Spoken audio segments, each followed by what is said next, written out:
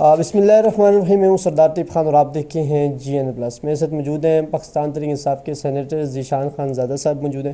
سر بہت بہت شکریہ اپنا قیمتی وقت دینے کا. سر یہ بتائیں کہ آج سینٹ میں سیشن تھا، اجلاس تھا، جس میں کمیٹی نے جو ہے وہ 100 سے زائد صفحات پر جو ہے سفارشات مرتب کی اور آج سینٹ میں پیش بھی کیا گیا، جس پہ تمام سینیٹرز نے، خاص طور علی ظفر صاحب نے بھی اعتراض کیا کہ اتنے کم وقت میں 100 سے زائد جو صفحات پر جو سفارشات ہیں وہ پڑھی نہیں جا سکتی. کم از کم ہمیں ایک دن پہلے یہ سفارشات تمام سینیٹرز کو دی جاتی.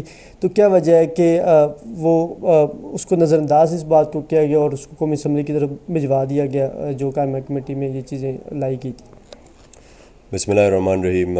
سردار صاحب، بالکل جس طرح آپ نے کہا، قائمہ کمیٹی میں ہمیشہ ٹائم کم ہوتا ہے. جو کہ سفارشات آتی ہیں وہ بیٹھتے ہیں، کیونکہ سینیٹرز کی طرف سے بھی ہوتی ہیں، اور جو فائنانس بل ہوتا ہے اس کے اوپر انہوں نے بھی ڈیسیجن دینا ہوتا ہے ہر ایک شق کے اوپر. تو اب بات یہ ہے کہ ٹائم کی کمی تو ہمیشہ ہوتی ہے، لیکن اس کا مطلب یہ نہیں کہ آپ جو پروسیجر ہے تو اس کو اس طرح سے صاف شفاف اور اچھی طریقے سے نہ کریں.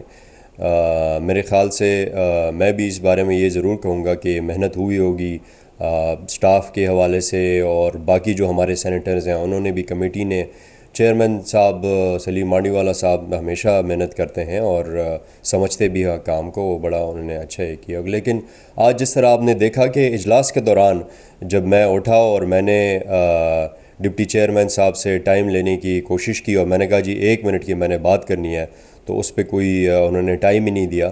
اور کوشش ادھر یہی رہتی ہے کہ جو خصوصی طور پہ جو کہ اپوزیشن ہے تو ان کو ٹائم نہ دیا جائے، ورنہ تو یہ تو سفارشات کی بات تھی. اور جو سفارشات میں نے ذاتی طور پہ ایز اے سینیٹر میں نے دیے تھے، جو عوام کی طرف سے ہمارے صوبے کے حوالے سے یا پاکستان کے حوالے سے کوئی چیزیں تھیں جس پہ میں بات کرنا چاہ رہا تھا،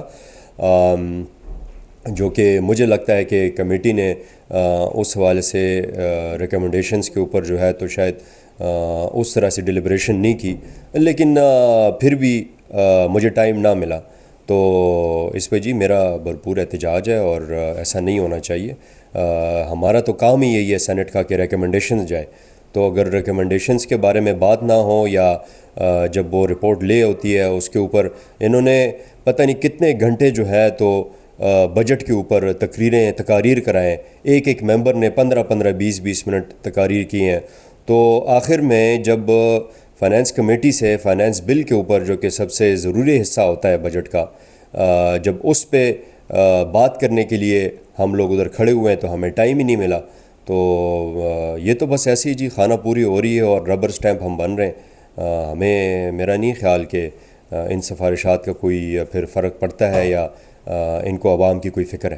سر آپ کا طلبی خیبر پختونخوا سے میرا آپ سے آخری کوسچن ہے. یہ بتائیں کہ KPK میں جو ہے بجٹ پاس نہیں کیا گیا کیونکہ عمران صاحب سے ابھی حتمی منظوری نہیں ہوئی، اور ان سے ملاقات بھی نہیں کرنے دی جا رہی ہے ڈیالہ جیل میں، اور پابندیاں بھی لگ گئی ہیں. 1 جولائی کو ان کا کیس جو ہے وہ مؤخر کیا گیا کافی آگے تک، اور تاریخ بھی عمران صاحب نے عالمی منظرنامے کو دیکھتے ہوئے 2 ہفتوں کے لیے مؤخر کر دی. اس کو کیسے دیکھیں گے تمہات کو؟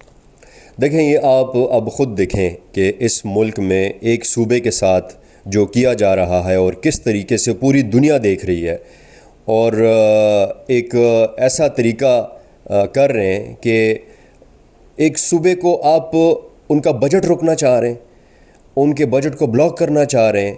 ایک صوبہ جدھر کروڑوں لوگ رہتے ہیں، جنہوں نے ایک حکومت کو لے کر آئے ہیں، ایک مینڈیٹ کے ذریعے لے کر آئے ہیں، آپ نے ان کے رائٹ سے جو ہے تو وہ ختم کر دیے ہیں کہ وہ کوئی اگر ان کی کوئی ڈیمانڈ ہوتی ہے، کوئی بات ہوتی ہے. اور ظاہری بات ہے جس شخص کے نام پہ اس صوبے نے ووٹ دیا ہے اس کا تو حق بنتا ہے کہ وہ بجٹ میں دیکھیں کہ بجٹ میں ہے کیا، کیونکہ عوام نے تو ووٹ عمران خان کو دیا ہے.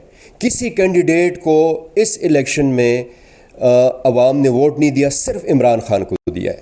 تو اسی لیے یہ عمران خان کا حق ہے کہ اگر انہوں نے کہا ہے کہ جی میں نے بجٹ دیکھنا ہے اور اپنے عوام کے لیے اور ان کی بہتری کے لیے انہوں نے جو ریکمنڈیشن دیتے ہیں، اگر ہم سینٹ میں سفارشات دیتے ہیں تو کیا خان صاحب KPK کے حوالے سے سفارشات نہیں دینا چاہیں گے؟ تو یہ تو سراسر زیادتی ہے KPK کے عوام کے ساتھ. تھینک یو سر، بہت شکریہ.